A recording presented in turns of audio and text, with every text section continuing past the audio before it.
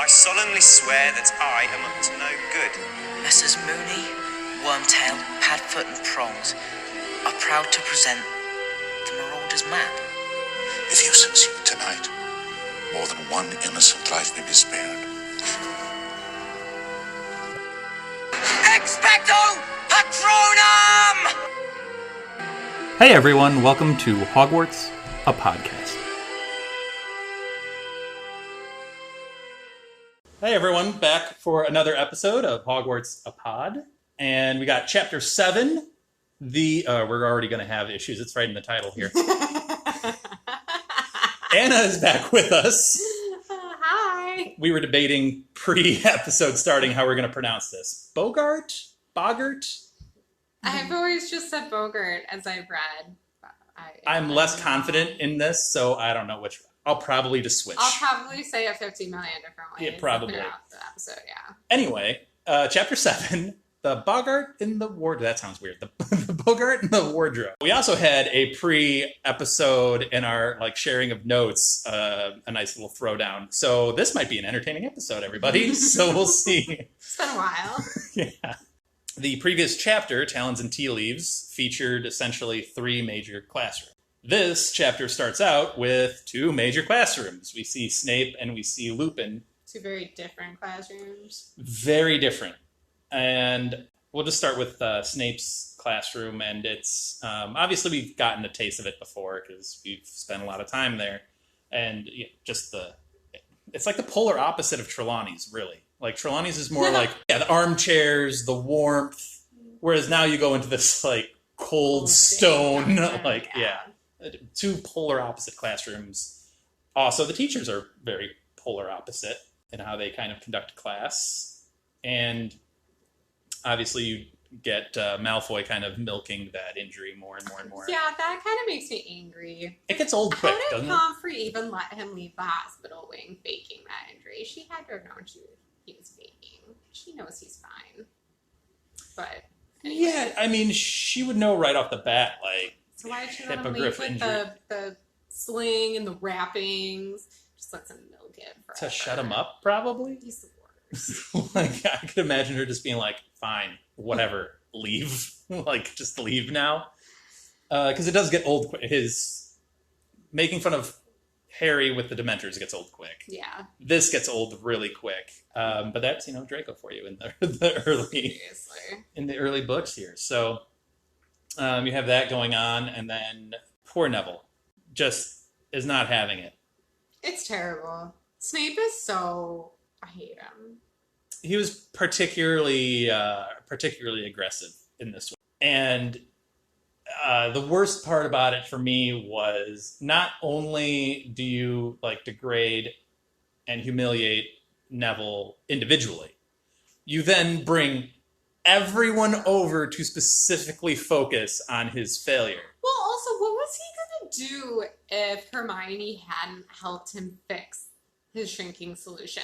Was he just gonna kill Neville's pet?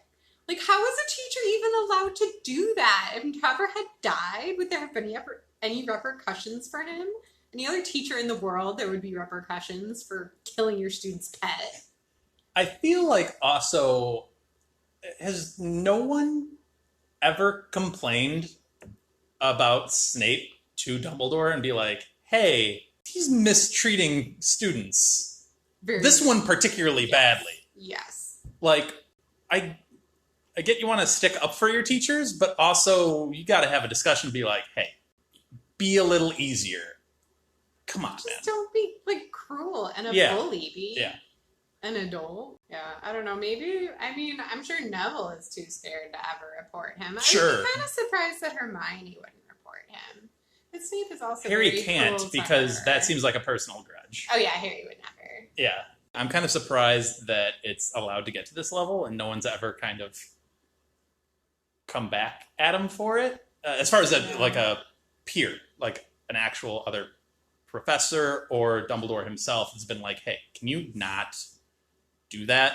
But if they never actually hold him accountable, because Dumbledore's never gonna kick him out of the castle. So, and Snape knows that. So what power really does Dumbledore have over him? Well, I mean, we've seen Dumbledore has a considerable amount of influence and power. Yeah, obviously. But I'm just saying. Usually like, when he says something, it happens. as far as like how So, he treats his students, I don't think anybody really has, like, nothing's going to happen to Snape if he doesn't yeah. get better. But We can kind of we'll dive into all of the teachers and the spoilers a little bit more. But transitioning now into a much different style, we get Professor Lupin. oh, And we've already seen some of his exploits in some of the earlier chapters. But I love right off the bat that he says you can put your books away. This is going to be a practical lesson. mhm. And just me as a student, I appreciate that because I learned better from practical moments than just reading about them. Like if I'm doing it, I learn better. And that's one of the types of learning.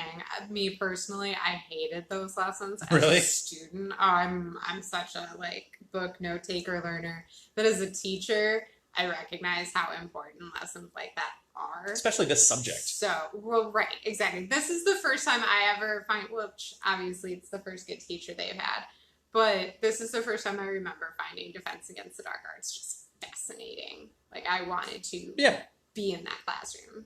This is the first time we really spend time here, right? I mean, we spend time in Lockhart's Lockhart, room. yeah. I don't count those, so. Yeah. Nor should you. Like, this is the first time we're doing, like, a real class, and we're spending time. I'm sure Coral did lessons. Yeah, I'm sure he did, but But we never spent any time can't there. see it being as good a lesson as what Lupin's doing. Sure. But So he takes them out of the classroom, actually, and as he's going down the hallway to where they want to have the lesson, he sees Peeves, and it's like his first moment. It's like the students testing him. yeah.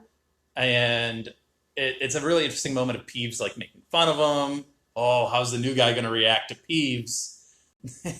Just like, okay, whatever. Also, bam, like right at you. Like the gum that was stuck in the door just comes flying at Peeves. Natural. Yeah, which is aggressive. It is aggressive. That would hurt. Yeah, it really would. But also, he says it's a useful little spell.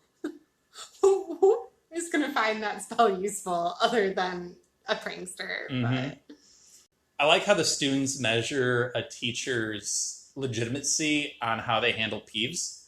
But yeah, 'Cause- it's a pretty good. Peeves respects McGonagall. Yes. I assume he respects Flitwick, though we don't really have an interaction to go off of that. Not really, no. So, and we don't have a Peeves Snape. I'm Could you sh- imagine? Yeah. I'm There might pretty be a reason why Peeves stays away from avoids- Snape. Yeah. There's probably a reason for that. But yeah, now he's kind of gotten a taste of Lupin, and we'll see if he tests Lupin anymore, or if he now stays away from Lupin. But so now they get into the teacher's staff room, which I have questions about this whole setup. On like why this particular creature. It's a creature, right? It's a shapeshifter, so yes. Yeah. So why this creature just like, where did it come from? Did it just like manifest in this wardrobe in the staff room? I mean, That's the impression you get from Lupin. said something about like I asked the teachers to leave it, that it crawled in the other day. So yeah, it definitely. I don't know. My thought on it was, do you think maybe it's due to the Dementors being around the castle? Like, do you think it is Like- manifested when like there's like Increased fear Yeah. and anxiety? Maybe. I don't know. It's just going back and reading this, I'm like, wait a minute. How do these I know, things I've had like... that thought before too, but I mean, I guess there's no real answer. There that isn't. I found out there, yeah. No, but yeah, I don't know. So I just had, like, where do they come from? Do they just manifest randomly? I don't know. But so it's sitting in this wardrobe in the teacher's staff room. And now I'm also picturing, like, McGonagall and Flitwick annoyed, sitting there, like, grading homework, annoyed by the rattling, like, whatever. Or Dumbledore just comes in and is like, oh, okay. Dumbledore probably wouldn't even notice. Probably not. Probably wouldn't. Anyway, so we start the lesson, and, we don't even start the lesson yet. We have another interaction between Snape and Lupin and Neville. which is a really interesting kind of three-way reaction between the three of them. Snape seems displeased to be in Lupin's presence. I feel like he's always annoyed by that fact. Yeah, which I know Anna wants to get into. But Snape gives him the warning of Neville can be a handful. How poopy is that? That's Snape? a really low thing to do. Yeah, it's a childish thing to do. This is the do. moment I fall in love with Lupin for the first time. When he just sticks up for Neville so seamlessly and easily and like nonchalantly, like, and then embarrasses Neville further, makes him even more nervous indirectly. Yeah, but he also gives Neville that boost. I mean, like, would Neville have ever been able to do that level of magic in Snape's classroom? No. Environment does do a lot for a student, for sure, and just having that belief that you can do it. And not only do it, be like the first one out of the gate. You don't really even know what you're up against yet. And Lupin's like, no, you got this. You're fine. He'll be okay. So there's a whole rundown here of just like students, what they fear, and how they overcome it. Random fears here, but some weird ones. Yeah. Do you feel like JK is just like, how am I going to come up with however many 9 different fears or whatever? Probably. Neville is probably the most hilarious of them. Fears Snape, and his solution, which they kind of talk it through with Lupin. Lupin does a really good job of like, okay, here's what we got. This is what we're gonna do. Way of dealing with it. I like it. Lupin's way of just teaching Neville there was like step by step. I'm just having a conversation with you. We got this thing. Here's how we're gonna attack it. All right. So it's Snape is the fear, and he essentially turns Snape into his grandmother's wardrobe, basically, which is an outstanding wardrobe. I know, right? A Where does one find vulture? a hat with a vulture? I don't know. You want one? Yeah. Then we get into some different ones. We get Parvati with the mummy fear. I will give her this. It was kind of a clever way to undo it with the unraveling and having to trip and then being decapitated. I know, that was a little random. But... It was a little much. She had aggression with that spell. That's fine. Seamus No H comes in with the fear of the Banshee, with an H. Banshee. And the solution was having the Banshee lose their voice, because obviously the Banshee's power is in its voice, which it uses in the classroom, which I thought was interesting. Yeah. Then his best bud forever, Dean, fears a severed hand. I really want to know why Dean fears a severed hand. The solution was it gets caught in like some sort of bear trap or mouse trap or something like that. Ron fears spiders, as we know. His solution, different from the movie. I like this one better. Where he cuts off the legs and just has it like It's rolling. just, like, rolling around, I don't know. The skates make a lot of sense from the Yeah. movie. We got Harry, who has this inner monologue of what's going to happen when it's his turn, and he has this thought of Voldy being it, and then he gets sidetracked by the hand and the experience that he had on Hogwarts Express. But as his turn comes up, Lupin jumps in front of him, and they describe it as a pale orb. Which his solution to which is to turn it into a cockroach, which could be someone else's fear. Yeah, So I guess you learn 2 things. Lupin's fear is a pale orb, and not afraid of cockroaches at all. So we learned 2 things about Lupin. And then Hermione doesn't get to go, and she feels super bummed about that, because Lupin ends the lesson like right there after Neville finishes the... What do you think her Boggart would have been? I think it was mentioned... Oh, no, Ron was being mean to her. Well, yeah, but I think it's valid, though, in that failure academically would... Yeah, it would be a fear. Would be up her... I don't know what that would manifest. I had thought that maybe it would be like Ron, and like back like mean Ron and Sorcerer's Stone. Would it be Trelawney just holding a paper like F, like worst ever, or something like that? I don't know. You cannot learn from books. Ruining her whole future because of a divination, like one bad divination grade, something, I don't know. But probably something at this stage of her life, probably something along those lines. Academic failure of some sort. Now, I put down here, like, what would ours be? Yes. And you brought up we've had a lot of pre-meeting talks here. We had a lot of prep. But you brought up the idea of, like, well, would it be your 13-year-old self like them, or would it be your adult self? Because those are two vastly different Yeah, things. very, very vastly different. And quite honestly, my 13-year-old fear would probably be the most stupid thing I know. ever. So frivolous Yeah. and just dumb. It'd probably be like sweating in front of like my class too much or something. Like giving a like oral presentation or something like that, like a book report or something stupid. That doesn't, like, no one's going to remember that, like, 5 years from now, a year from now, 5 months from now. No one's going to care. But adult fears are probably a little bit more legitimate and real. Although, that being said, mine, for example, it's not too terribly personal, but mine would be, we have a family house up in northern Wisconsin, if anybody's listening from Wisconsin. Hey. But we have a family house up in northern Wisconsin, and it's been in the family for forever. And I have that fear of, like, I'm going to be the one to, like, lose the house in the family or, like, mess it up somehow, since it's been in the family for, like, over 110 years. Oh, yeah, that's some pressure. Like, I would be the one that can't pay for the taxes or can't, hold on to it into the family for some reason. That being said, a house appearing like in this classroom or the staff room. Yeah.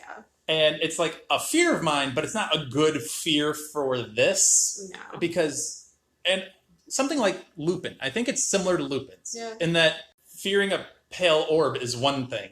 But does that ever really, like, you might be afraid of it, but does it really inspire fear? Like, does it freeze you? Like, if I saw that house, would I be like crippling in fear? No, I would be like, I would remember some not so great feelings and thoughts, but then I would just get rid of it really quick because it wouldn't like inhibit me. I guess that would be a pretty good question of what true fear the Boggart focuses on. Does it really focus on like your private, like personal fears, or does it just focus on the fear that's going to like freeze you in horror so that you're not going to be able to like function?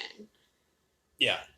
I don't know. And obviously Lupin talks about attacking this in numbers because then it can't focus as well and it gets confused. But it's, how does it read your, first of all, the power of even reading your fear is intense. And then it does it so quickly. And I know it's in like dark spaces. So it can kind of hide until it probably like focuses in on something or finds something, and then it can kind of come out into the light a little bit more. Right. But like, I wonder how much time it takes. I wonder how instantaneous it is. If it just like looks at you and is like, got it. It's pretty darn fast in that classroom. Mm-hmm. Yeah. I mean, I know I think fear in mine is another kind of like personal fear, though you can kind of see how it would manifest. I think mine's a little darker than yours, sorry. Mine would just be like the death of like a loved one while I was kind of like standing by. And I think anybody who knows me could know why that would be. But like, also like you can kind of realize pretty quickly if the Boggart does reads me quickly, like it does everybody in the classroom. And then it assumes like the form of one of my loved ones dead. Sure. Like, and I guess this would be my question as a whole for the lesson is like, you said you love the idea of a practical lesson. I recognize that like a lot of people learn that way. It's a good type of lesson, but is it a good lesson for a Boggart? Like, okay, yes. That's a fair question. The people whose fears we see are all very like, they're not too personal. Snape is probably the most personal. Harry, obviously, if he had been given the chance to fight it, would be very personal with the Dementors.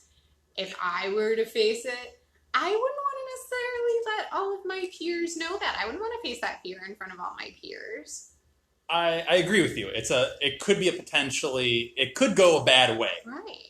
And Lupin saw it going a bad way, which is why he stopped it. But he knows Harry, so he could know to stop that. But like, what about a student he doesn't know? Right. Like, I'm assuming the Slytherins got to have this lesson. A student like Draco Malfoy, I feel like there's a very large possibility the Boggart could turn into his father. Like, what if like an abusive parent is the Boggart, and then I just feel like a lot of bad. I know they're only 13 years old, but a lot of bad things can happen to 13-year-olds in life. So like, is Lupin then prepared to provide some sort of help to these students who he just like outed all these like private fears. Obviously, that's not what happened in the scene, but it's a valid question to ask, and I would agree with you in that he probably, if he was doing this right, should probably speak to the students and just be like, "Hey, this is what we're dealing with today. Is anybody uncomfortable? Does anybody not want to do this? Or at least take a survey of like, if you're comfortable telling me, what is it that we're about to see?" Yeah. Just get like, he knew Neville's and was able to talk him through that. Right. What it, like, let's say one of these was something a little bit more personal or aggressive, would he talk them through that and then find a different way? Because obviously Neville's being Snape, that's something that Neville probably doesn't want to make very public, but they turned it into kind of like a joke. And it's also not totally out of the realm of possibilities. Like, Correct. his peers see how Snape treats him. Right. So I did like the line of, "Oh, we'll just picture Snape, but in your grandmother's clothes." And Neville's like, "I don't want her to show up either." Oh, no. It was great. And for the record, like, we always try to compare books and movies. Obviously, the book is more in-depth and in detail here. The movie pretty much goes like line for line. For sure, yeah. Absolutely. I mean, literally line for line here. So only thing, okay, the Parvati in the movies, that big freaky clown. that was not pleasant. That was scarier than any mummy or whatever else she agree. was facing. That clown was so scary. But whatever. Yeah, no, I agree. That doesn't it turn into a snake for someone too at some point? I think it starts as a snake for her, and she turns the snake into the clown. Oh, you're right. Yeah. Yo, no, clown worse. Yeah, I'd take the worse, snake. For sure, yeah. It's good. We're having agreement before we argue. Oh, yay. So let's cherish this moment. And let's pause there. It'll be good. We're giving you the break sound of what Anna was like pre this episode and going into the next spoiler People section. are just going to think I'm constantly mean to you, but that's fine. Yep, we're going to spoilers. We'll be right back. You foul, loathsome, evil little... How would you like to look 5 years younger? In a clinical study, people that had volume added with Juvederm Voluma XC in the cheeks perceived themselves as looking 5 years younger at 6 months after treatment. Look younger, feel like you. Add volume for lift and contour in the cheeks with Juvederm Voluma XC. Reverse signs of aging by adding volume to smooth laugh lines with Juvederm Velour XC. For important safety information and to find a licensed specialist, visit Juvederm.com. That's JUVEDERM.com. Not for people with severe allergic reactions, allergies to lidocaine, or the proteins used in Juvederm. Common side effects include injection site redness, swelling, pain, tenderness, firmness, lumps, bumps, bruising, discoloration, or itching. There's a risk of unintentional injection into a blood vessel, which can cause vision abnormalities, blindness, stroke, temporary scabs, or scarring. Talk to a licensed specialist to find out if it's right for you. Cockroach! All right, so we are back with the spoiler section, and Anna's going to get her chance to kind of talk a little bit about some of the teachers, because the last 2 chapters have basically been a glimpse inside each of their personalities, each of their classrooms, what they're good at, what they're not good at, faults, things they do well. So we'll kind of get your opinion on some of these. We'll start with Snape and Lupin, because they were in this chapter specifically, but what did you kind of think about them with all that you know of them and all that kind of good stuff? Well, I think we all know how I feel about Snape and that he's an absolutely terrible teacher and man, and I don't like him.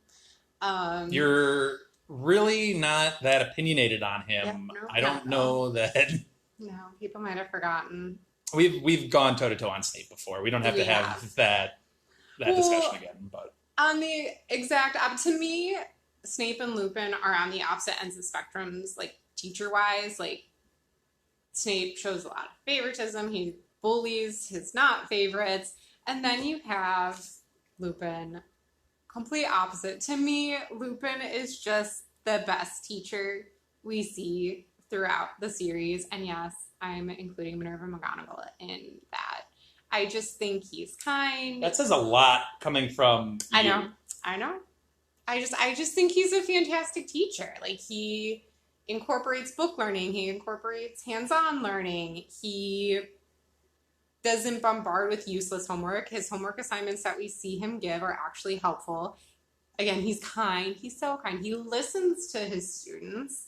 He learns about his students and he bolsters them up. Like, I mean, in just this single chapter that we're covering in this episode, the difference he makes in Neville. Imagine the difference he'll make in Neville throughout this year. I love Lupin. I think he's a wonderful teacher. We can kind of get into what I'm about to say throughout this book, because obviously Lupin and Harry have a lot.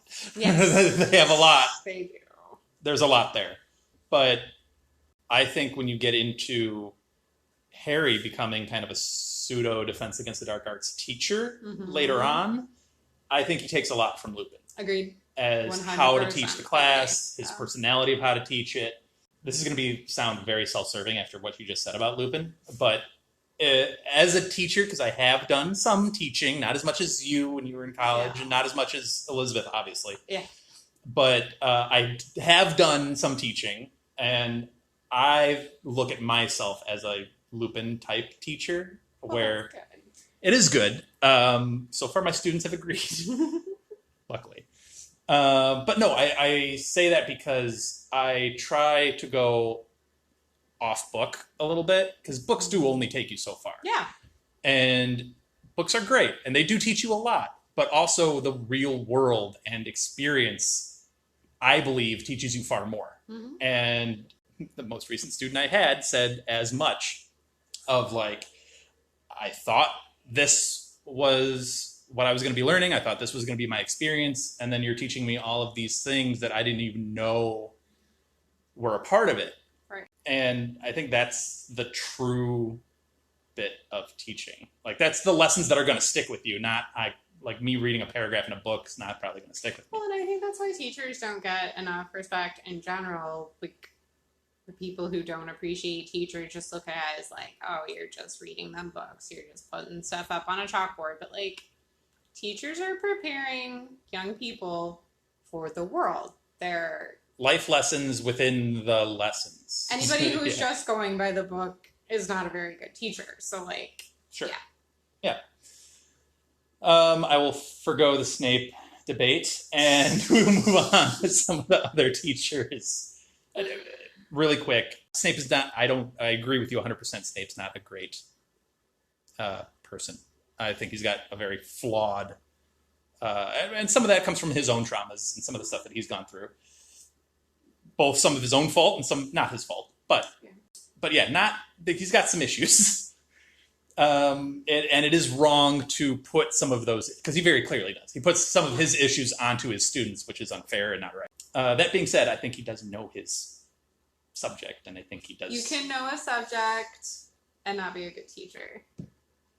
And I would make this argument for Hagrid as well, if we're talking about other teachers. You can have all the knowledge in the world about a subject, but just because you're very knowledgeable in it and you're, good passionate at it yourself, about it. Yeah. It doesn't mean you're going to be good at teaching it and passing it on to young minds. Both to your point and against your point, the difference between Snape and Hagrid is, I think Snape is a good teacher to some and not a good teacher to others. Yes, that's true. That's both to and, against your point, but whatever. But Hagrid, on the other side, since we're transitioning now to some of the other teachers that you saw, yeah, I agree with you. Passionate, I think Hagrid great. could be a good teacher if maybe he was given a little more, training or guidance on how to be a teacher. That is something I brought up with Elizabeth. I'm like, so if you take a resume similar to Hagrid's to a board and you want to get that teacher approved, is he going to get the job? He probably shouldn't get this job. Like, if we're just being real about it, he probably shouldn't get the job. I think he does a great job of teaching the class initially. I was going to say, maybe did he go a little too, big for his third years? Yes. Objectively, yes. Yeah, exactly. But, was he doing a good job up to that point? He told really him facts that he needed to know and how to approach it. And no, he did good there. And everybody who was listening to him did well with the animal. Yeah. So Hagrid's got some positives, a couple of negatives, but we'll see. It's Hagrid. And I brought this up too, is when you see other teachers come in throughout the series and sub form like probably blank or whatever. Yeah. And the students always tend to comment on it like, wow, this is an actual lesson. Set by a competent teacher. Yeah, it's like, no one's going to die today. We're good. We're good. But yeah. So now we're getting into the McGonagall Trelawney of it all. You had some hot takes. Yeah, I had some hot takes in the last episode, which you don't particularly, I'm going to say this mildly, don't agree with. Yeah, No. So if you've been jonesing for an Anna Dan rumble, you got one, so welcome to it. What were your takes on my takes? We'll just start with you, since I had my 5-minute rant or whatever it was. Well, no, I just think you're giving her so much more credit than she deserves. I will recognize she, has her 2 prophecies that are true, like, seer prophecies. I'm maybe a little too much of a Hermione in this situation, that I just don't appreciate the subject of divination and prophecies as a whole. I don't see, that's like a non-starter there. Yeah, so like that's to the whole conversation. You're not I'm never going to have a great amount of respect for Trelawney or any seer. That's just me. I just don't think that's fair because you don't. But it is fair because you're just like giving her so much credence for all of these silly little things that she's making up. She's like a fortune teller in that first lesson. Not saying Trelawney is a bad person. I am saying she is very not consistent with her true prophecies, but she wants the respect of her whatever great relation Cassandra was. So she acts like she's constantly making these prophecies that I think are very much make her appear to be a charlatan. Like, I'm sorry. The whole Neville in the teacup thing, she made Neville break that teacup. She made him nervous. She did not. You make it sound like she tripped Neville on the way to putting the thing. Seed in Neville's mind, and Neville broke the teacup. The whole Lavender's bunny thing, such a broad topic. Like, such a broad statement. Oh, that thing you will be dreading. I'm with Hermione. Are you really telling me that Lavender has been specifically dreading the death of her baby bunny? And again, it did not actually happen on October 16th. It happened days before. Have you ever had a pet, Anna? Yep. Have you ever been away from that pet? Yeah. Have you ever worried that the pet might have got sick, got hurt, died? You've never been fearful for that pet at all in any way, shape, or form? I might be the wrong person to ask about this because I'm not really a pet lover. You mean like Hermione, who hates like every other person's pet? That's not every other person's pet. I also... I'm about to make myself sound like a psychopath. I just don't like pets. People, I'm closing my case. You can't blame Trelawney when right up front you enter the classroom and her first quote is, if you don't have the sight, capital S sight, there's not a whole lot I can teach you about this subject. You either have it or you don't. Right up front, she tells you plainly.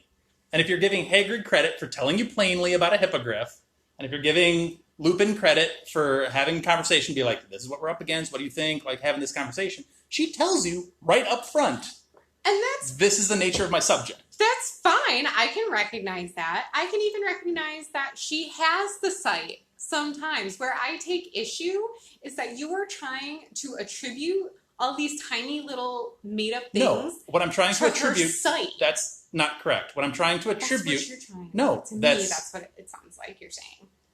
That's not what I'm saying. What I'm saying is the flack and disrespect that's given to her frequently is unwarranted. Is she the best teacher? No. I've admitted that. Not the best seer. She is a seer. None of these seers were ever really truly... Even Cassandra was thought of as, like...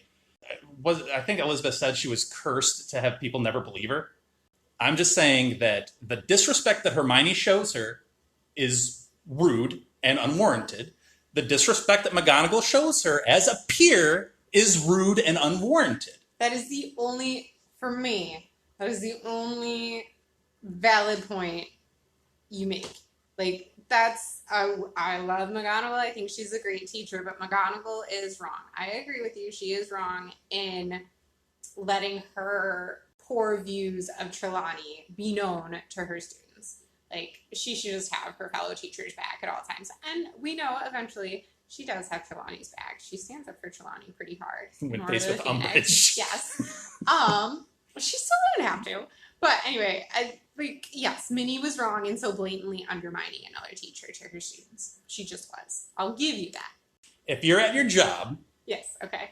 And the business that you're working for does something that makes a customer upset, and they attack you, the representative of that company. So divination is the company, Trelawney's the representative, Hermione is the student. If they attack you and say that you are awful because of this, you are the reason for this, how do you feel? You feel attacked, you feel defensive, you feel wrongly accused of something that you've been upfront with the person from the beginning, because under our terms and under our guidelines and what we've told you, it's this. You have a problem with that. That's not my problem. You have a problem with what it is in the first place, not me. You are correct, and you are also incorrect. Because yes, I like to think that I'm good at my job. So yes, if somebody starts attacking me for something that is not my fault, that is something that the company hands down upon me. But even the overseers of my company lays down on my company. There are also people who work the same job as me who are just not good at their job. And who, you know what? Would I ever say that to the person who's going off on them? No, because I am not Minerva McGonagall, and I try not to throw my coworkers under the bus, much as I sometimes want to, and much as they sometimes deserve it.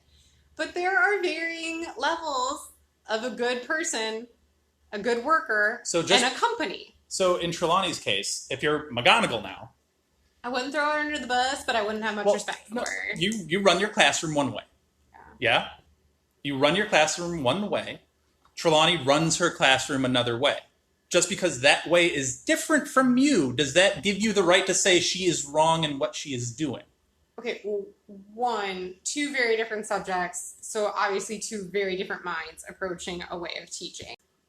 Maybe she sees in the crystal ball or the tea leaves or some other form of her specialty darkness coming towards the school, and it could be the death of a student. I would respect and one that. dies next year too. I know, but I would respect a more broad death is coming to the school from her than I do specifically, Harry, you have the Grim. I mean, don't you remember when she's being observed by Umbridge and Umbridge wants her to make a prediction on the spot, and she tries to explain to Umbridge that's not how it works, and then Umbridge starts to leave, and then she clearly just throws something out there that's not true, that's just made up. That's not how you feel about the majority of the things she presents to her class. She's more accurate than you think. And again, it's an inexact profession to begin with. It is. And I guess that's my biggest problem with Trelawney. It's an inexact science that that's not her fault. To present herself. But it is her fault that she tries to present herself as being exact. It's an inexact science that she tries to present herself being spot on every time. And that's where I take issue. That's where it makes me not believe her. And I think that's where it makes Minerva not believe her and Hermione not believe her. I think, Tea Leaves to a certain extent is readable, whatever. Palmistry is readable. Crystal Ball bothers me the most. I'm you could really either... Well, I think that's where you go back to what you were trying to defend her with of needing the sight. Right. That is the most... I'm going to stare into a Cloudy's thing and see nothing. Right, yeah, She might look in and see something. Sure. The point that you got on me before this whole thing about her seeing the Grim in Harry's teacup, she's not wrong about that. She misreads the sign of this means X. She interpreted it wrong, but the fact that she saw it and was there's an omen here, Harry recognizes it really quick because he saw what he thought was one in Magnolia Crescent with Sirius as the essential literal black dog of death, or whatever is what he saw. Not a black dog of death. That's what he saw. He saw a big dog in an alleyway that resembled the Grim. So it's not a terrible inaccuracy, and she just makes the wrong conclusion. Because she wanted to serve her own purposes for her dramatic That death doesn't- sentence to a student that she does. If you're her and you know Harry Potter's history and you see a Grimm, If anything, that makes it even worse. She's his teacher who knows his history. If anything, if that's really what she's saying, she shouldn't be just like throwing it out and making him feel like poop in front of the entire class. The entire class is walking around. His best friend is giving him the side eye for the rest of the day. anyway, I guess, no, I'm not saying Trelawney is a great teacher. I'm saying she gets unfair flack and disrespect that's undue. Wow. That's what I'm saying. Call me Hermione. You haven't changed my opinion. I'm gonna roll my crystal ball at her and walk out at Easter. I'll defend my fellow Ravenclaw. While you're on a roll of disagreeing with me, anything else from other chat or the last couple episodes that you had? Oh, we skipped over McGonagall's actual lesson of Animagus, which is... We should really note that, because it's a cool lesson. It is cool. I'm going to give her the applause so that, she didn't go 1 year without getting applause for her changes. That's, we saw for the first time a little arrogant McGonagall of like, excuse me, I just did something great. Can you acknowledge me real quick? Like, oh, okay, Minerva, all right. Oh gosh, I love that woman so much. Cocky McGonagall, that's fine. She deserves it. But that's a really cool lesson. But you, if I'm correct, you had the issue when I talked with Molly about Animagus, specifically Sirius, and the Grimm, since we just got done talking about the Grimm. And I posed the question to Molly about, do you think little 30-year Sirius Black is sitting there and they're coming up with this idea of like having their own Animagus? And he's like, wait a minute, I can transform into anything. What about the Grimm? What if I become like my own Grimm? What was your... Well, I guess, I don't feel, as strongly about this as I do about your Trelawney hot take. But I guess I just disagree with you. I don't think anybody gets to choose their Animagus form. Like, I don't think Sirius was ever sitting there thinking, oh yeah, I want to turn... Okay, maybe he was thinking, yeah, I hope I turn into this. Maybe he was hoping he'd turn into the Grimm to mess with people's minds. So you're...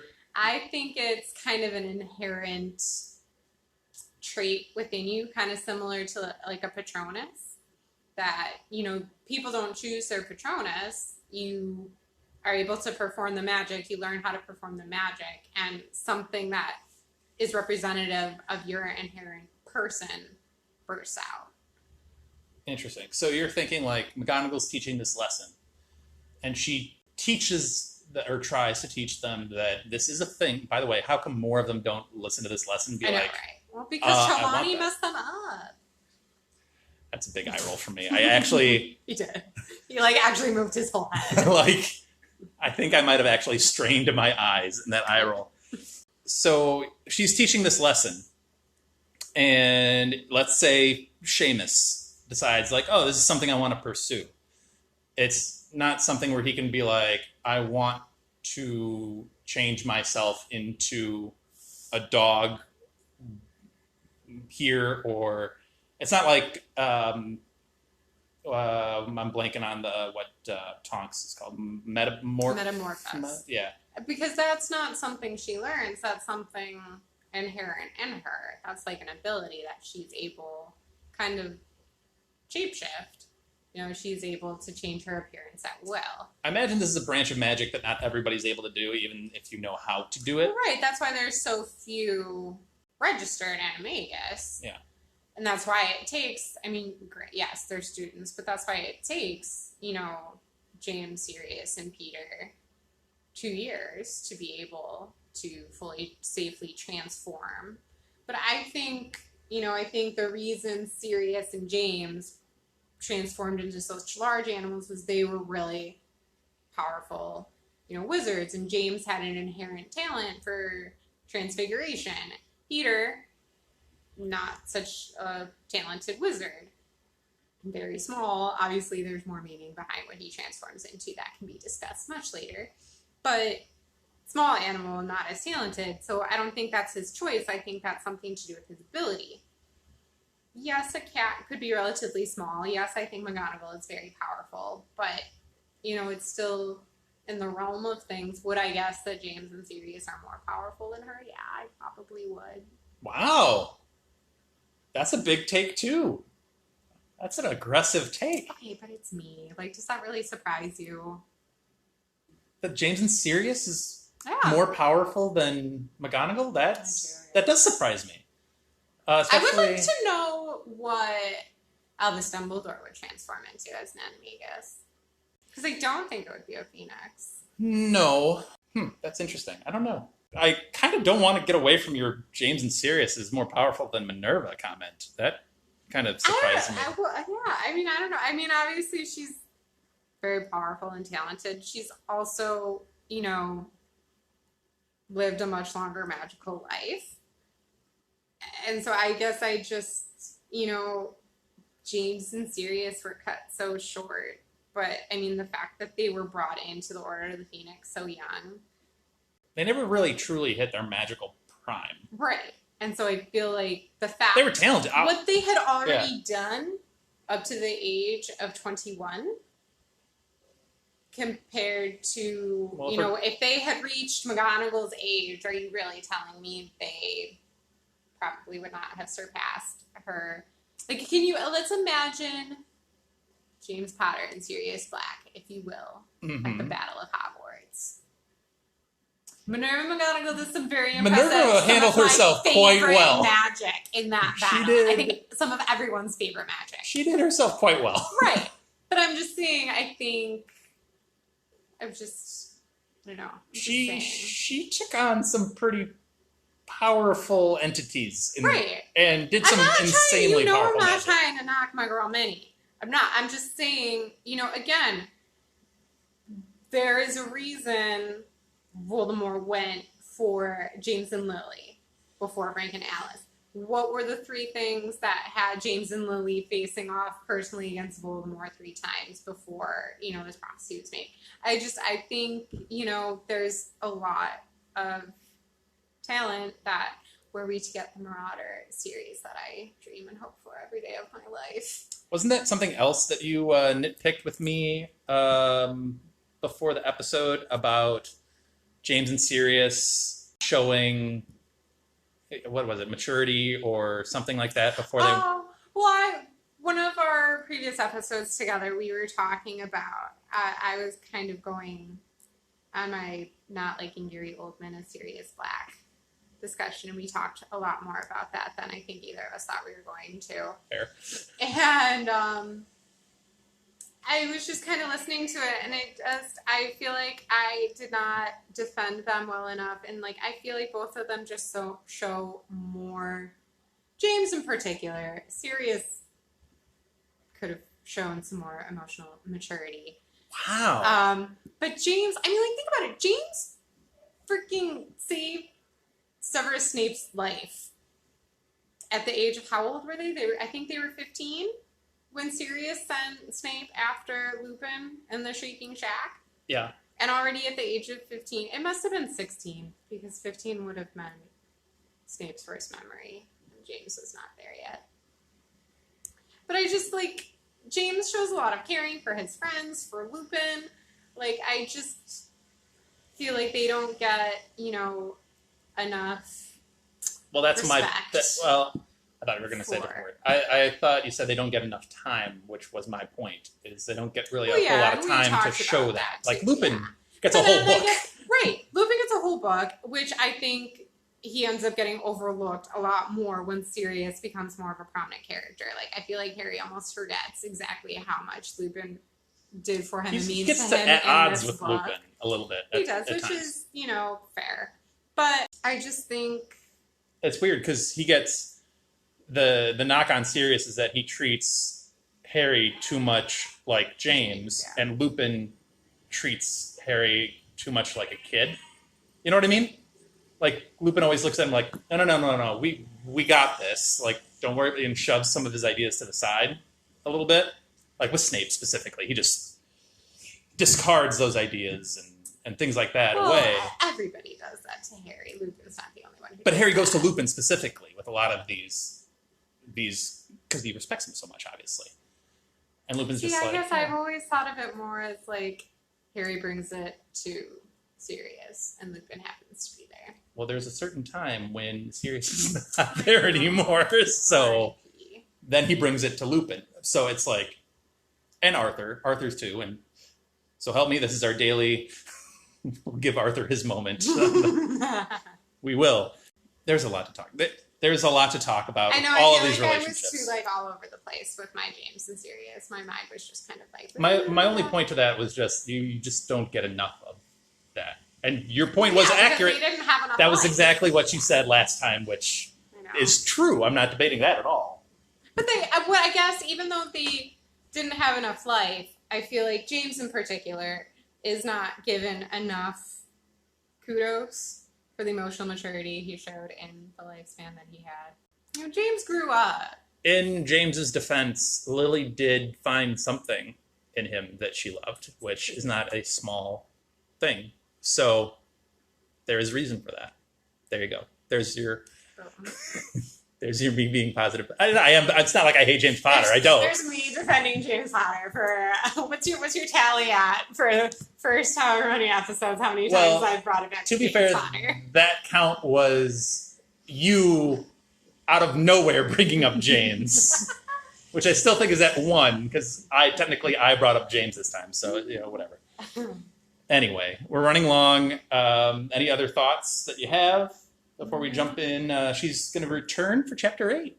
Hiya. So we'll end it here. Let us know. I'm sure there will be a poll up on Twitter of Trelawney and my takes on Trelawney. I'm sure we'll get a poll going or something. Hate on him, people. Hate on him. You know what? I am fully prepared for that poll to be like 100% against me and 0% for. I might make some fake Twitters just to vote against you multiple times. Sure. Why not? I'm sure other people will just to pile on my Trelawney. But you know what?